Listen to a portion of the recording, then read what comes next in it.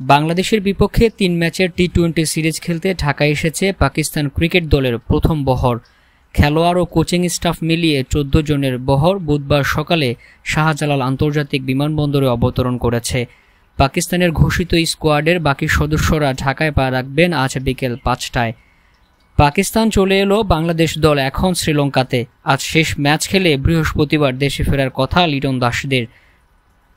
সংক্ষিপ্ত এই সফরে অপেক্ষাকৃত তরুণ দল নিয়ে আসছেন সালমান আগা।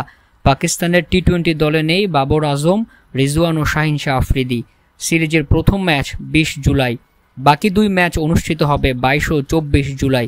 ম্যাচগুলো হবে মিরপুর শেরেবাংলা জাতীয় ক্রিকেট স্টেডিয়ামে। আইসিসি এফটিপির বাইরে ২ দেশের বোর্ডের সমঝোতায় আয়োজন করা হয়েছে এই সিরিজ। এদিকে আজ শেষ টি-20তে মুখোমুখি হবে বাংলাদেশ ও শ্রীলঙ্কা।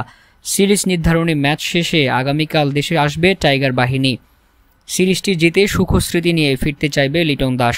এসেই খেলতে হবে পাকিস্তানের সাথে মিরপুরে, যদিও এখনও স্কোয়াড ঘোষণা করেনি বিসিবি।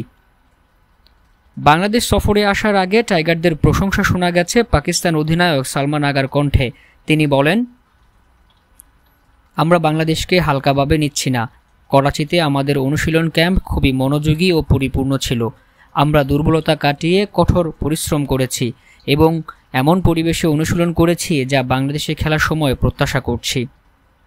হোম অফ ক্রিকেটে সবগুলো ম্যাচই শুরু হবে সন্ধ্যা ৬টায়। এরই মধ্যেই অনলাইনে টিকিট বিক্রি শুরু করেছে বিসিবি।